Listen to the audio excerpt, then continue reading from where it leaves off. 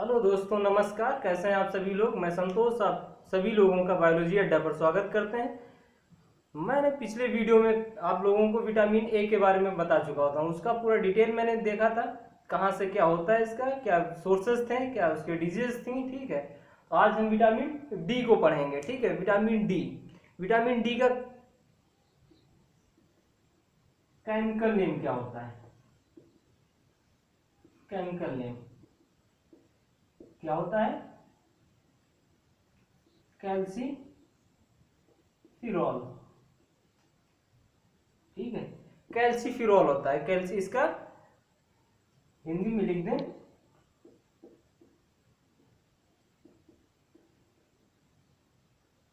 फेरॉल,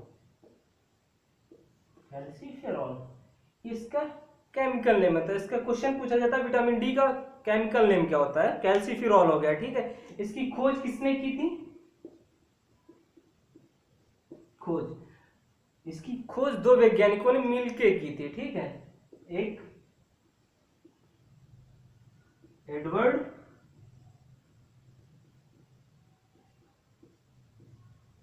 मिलेनबाई। ठीक है, Edward मिलेनबाई and Hopkins. Hopkins की खोज, हॉपकिंस जो है वैज्ञानिक थे, इन्होंने विटामिन डी की खोज की, विटामिन ए की भी खोज इन्होंने ही की थी। किसकी? विटामिन ए की खोज। मैंने पिछले वीडियो में बता चुके थे कि हॉपकिंस ने विटामिन ए की खोज की थी और विटामिन डी की भी खोज हॉपकिंस ही नहीं की है। ठीक है, बहुत ही ज्यादा क्वेश्चन पूछे जाने वाला है और सबसे ज्यादा ये इंटरेस्ट होता है, इंटरेस्टिंग बात है कि सभी लोग पूछते हैं विटामिन डी कैसे मिलता है। हम सूरज की रोशनी में खड़े हो गए और हमें सूरज के माध्यम से विटामिन डी मिल जाती है। ऐसा कुछ भी नहीं होता है। विटामिन डी हमें कहाँ से मिलती है? हाँ, मिलती सूरज से, लेकिन इनडायरेक्ट मिलती है। डायरेक्ट हमें सूरज विटामिन डी नहीं देता है। ठीक, और कैसे देता है हम ये देखेंगे। तो हम सूरज में जैसे खड़े हुए, ठीक है, सूरज में खड़े हुए, सूरज से प्रकाश की किरणें हमारे शरीर पे आई। ठीक है, शरीर में एक स्किन होती है ना, पूरी बॉडी का सबसे बड़ा ऑर्गन, एक्सटर्नल ऑर्गन जो अगर हम कहते हैं, ठीक, तो सबसे कौन सा बड़ा होता है? स्किन होता है। स्किन में फैट होती है, जो फैट होगी स्किन में और फैट में एक प्रोडक्ट पाया जाता है जिसको डिहाइड्रो कोलेस्ट्रॉल कहते हैं। क्या कहते हैं? Dehydro cholesterol. डिहाइड्रो कोलेस्ट्रॉल होता है। ठीक है, डिहाइड्रो कोलेस्ट्रॉल क्या करता है? ये जैसे हम सूरज में खड़े हुए, सूरज की प्रकाश की किरणें आई हमारे बॉडी में, और बॉडी में कहाँ पे? स्किन में क्या पाया जाता है? फैट पाया जाता है। और जैसे फैट पाया गया, और फैट क्या करता है? फैट में डिहाइड्रो कोलेस्ट्रॉल होता है। ये सनलाइट की प्रेजेंस में, ठीक है, ऊपर देखते हैं,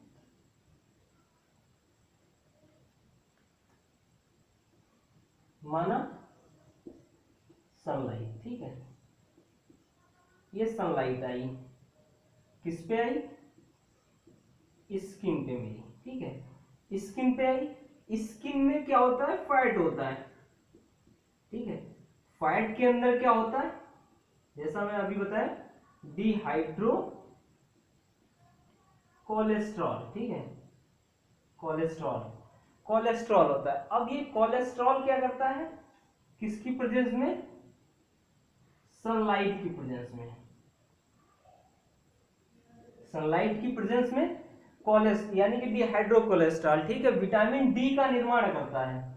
विटामिन डी बनी, तो यानी कि किसके कारण बनती है? डिहाइड्रो कोलेस्ट्रॉल के कारण हमारी बॉडी में विटामिन डी बनती है। यानी कि अगर फैट भी अगर हमारे बॉडी में ना हो, ठीक है, अगर फैट नहीं है तो फैट डिहाइड्रो कोलेस्ट्रॉल नहीं होगा। जब डिहाइड्रो कोलेस्ट्रॉल नहीं होगा तो क्या होगा?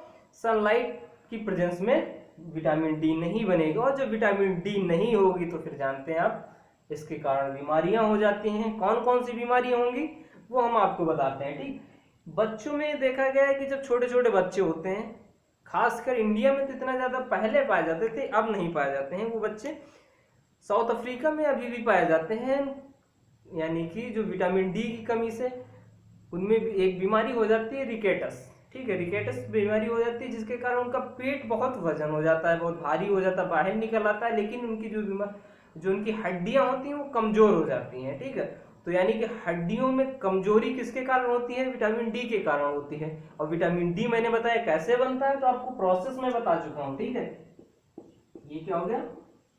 प्रोसेस, यानी कि सनलाइट, सूरज से हमें किरणें मिली। ठीक, किरणें कहाँ पे आई? हमारी बॉडी पे। बॉडी में कहाँ? स्किन में। बॉडी सभी, यानी कि बॉडी हमारी किससे बनी होती है? स्किन से। तो स्किन में फैट होता है, फैट में डिहाइड्रो कोलेस्ट्रॉल पाया जाता है। जब डिहाइड्रो कोलेस्ट्रॉल सन की प्रेजेंस में होगा, सनलाइट की प्रेजेंस में, तो विटामिन डी का निर्माण करती है। ठीक, ये प्रोसेस हो गई। अगर कोई पूछता है आपको विटामिन डी कैसे बनती है, तो आपको ये प्रोसेस बतानी होगी। ठीक है, अब बात करते हैं इसकी डिजीजेस की, कैसे होती हैं ये डिजीज। ठीक है, आप प्रोसेस समझ चुके हैं, अब हम देखते हैं इसकी डिजीजेस कौन सी होती हैं विटामिन डी की। डिजीज नंबर 1, सबसे पहले सबसे ज्यादा प्रचलित बच्चों में होने वाली बीमारी कौन सी? रिकेट्स। ठीक है, यानी कि सूखा रोग। सूखा रोग, सूखा रोग के कारण कैसे होता है सूखा रोग, ये हम आपको बताते हैं। ठीक है, जब यानी कि विटामिन डी हमारे बॉडी में कमजोर होगी, ठीक है, यानी कि कम होगी, तब रिकेट्स बीमारी होती है। और इससे क्या होती है? बैकबोन्स, ठीक है, बोन्स, बैकबोन्स, ठीक है, जितनी भी मसल्स होती हैं, ये सभी टोटली मिला के हमारी बॉडी बहुत ही वीक हो जाती है। और वीक यानी कि जब वीक हो जाएगी तो बॉडी की जो बोन्स होगी, ठीक है, वो टेढ़ी पड़ जाती हैं। ठीक है, एक और इससे जो है एक दूसरी बीमारी आती है, नॉकनी। नॉकनी, ठीक, नॉकनी। नॉकनी बीमारी क्या होती है? ये इसी से रिलेटेड, ये किसमें होती है? चाइल्ड में, बच्चों में, और ये वयस्क में। ठीक है, वयस्क में। मैंने बताया जैसे ही रिकेट्स, यानी कि जब रिकेट्स होगा तो, लेकिन रिकेट्स बच्चों में होता है, नॉकनी बुजुर्गों या वयस्कों में होगी। जब नॉकनी बीमारी होगी, जब बीमारी विटामिन डी की कमी होगी, तो मेनली क्या होता है? बोन्स जो होती है वो हमारी वीक हो जाती हैं, और पेट जो होता है मेन वो बाहर आ जाता है। ठीक, वजन हो जाता है, यानी कि हम ये कह सकते हैं कि कमर के ऊपर का जो हिस्सा होता है, ठीक है, कमर के ऊपर का हिस्सा जितना भी उसका भार होता है वो कमर के नीचे यानी कि बैक बोन्स पर चला जाता है, यानी कि हड्डियों, पैरों की हड्डियों पे चला जाता है, फीमर पे। जांघ में कौन सी हड्डी होती है? फीमर। फीमर, और जब फीमर पे चला जाएगा, ठीक है, तो फीमर क्या हो जाएगी? टेढ़ी हो जाएगी। आई, एक लिमिट होती है हर चीज की सहन करने की। ठीक है, वैसे भी हमारी फीमर की भी होती है। फीमर पे जैसे ओवरलोड हुआ,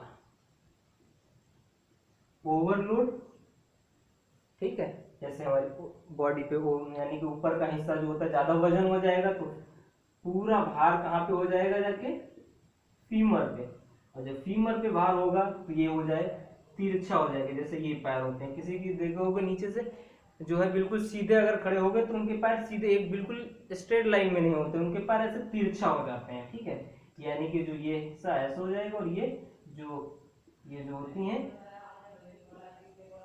ये एक पास में आ जाती हैं। ठीक है, घुटने जो होते हैं एक पास में आ जाते हैं और तिरछा हो जाता है। तो ये कौन सी बीमारी होती है? नौकनी बीमारी होती है। कौन सी? नौकनी।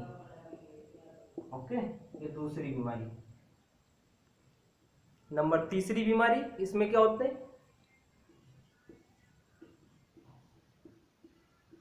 टीथ लेट निकलते हैं, टीथ ये कमजोर हो जाते हैं। जब लेट निकलेंगे तो कमजोर हो जाएंगे बच्चों में। ठीक है, लेट। चौथी, एक ऑस्टियोपोरोसिस बीमारी होती है। तो चौथी बीमारी हम देखते हैं,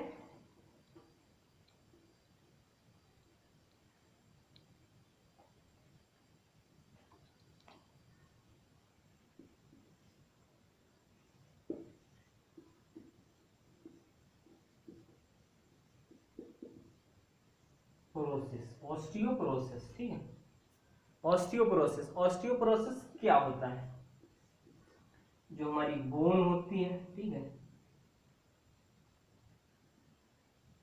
ये बोन बनी, ठीक है, ऐसे बोन बनी। अब ये बोन जो होती है, इनकी जो ये लेयर होती है, आउटर लेयर, ठीक है, इसमें क्या हो जाता है,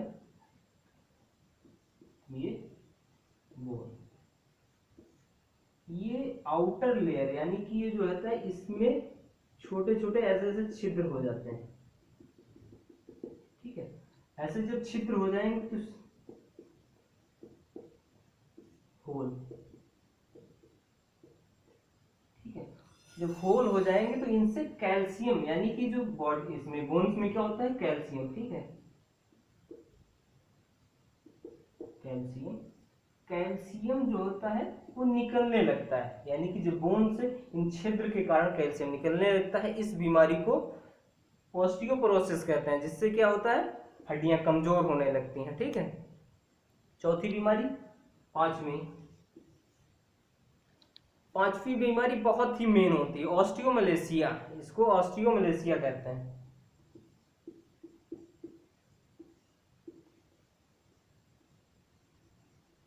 ऑस्टियोमलेशिया, ठीक है। ऑस्टियोमलेशिया क्या होता है, विटामिन डी की कमी से होने वाली बीमारी है, ठीक है। ये किसमें होती है, विटामिन डी की कमी,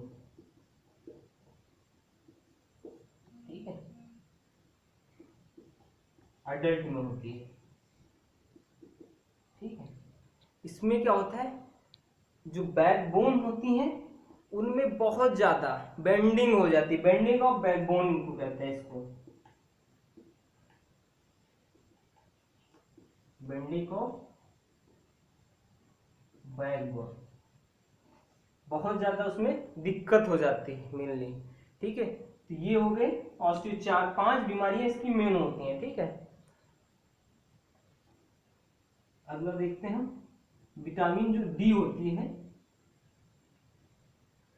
2 टाइप की होती है विटामिन, 2 टाइप की, ठीक है।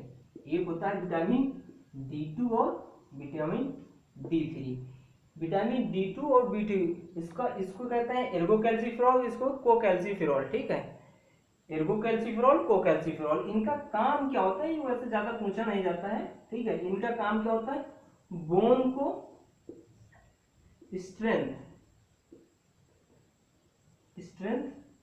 प्रदान करना, ठीक है, मजबूती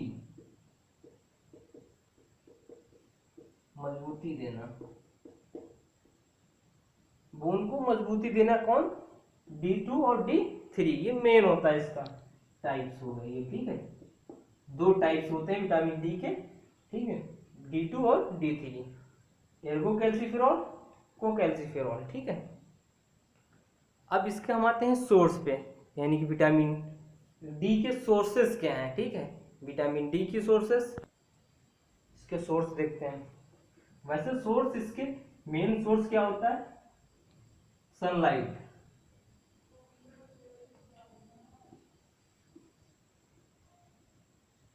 सोर्स, ठीक है।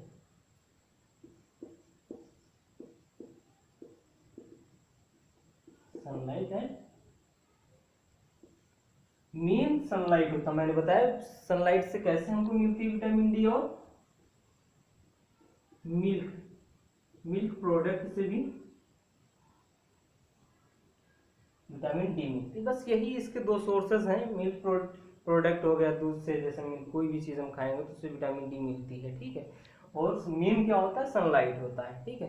तो ये हमने विटामिन डी को फिनिश किया है, ठीक है। विटामिन डी से सारे जितने भी क्वेश्चन आएंगे, आपको सभी के सभी क्वेश्चन यहाँ से मिल सकते हैं। आप पूरा वीडियो देखिए और आपको पूरी तरीके से, आपको गारंटी है कि सारे क्वेश्चन आपको मिलेंगे इस विटामिन डी की चैप्टर से, ठीक है।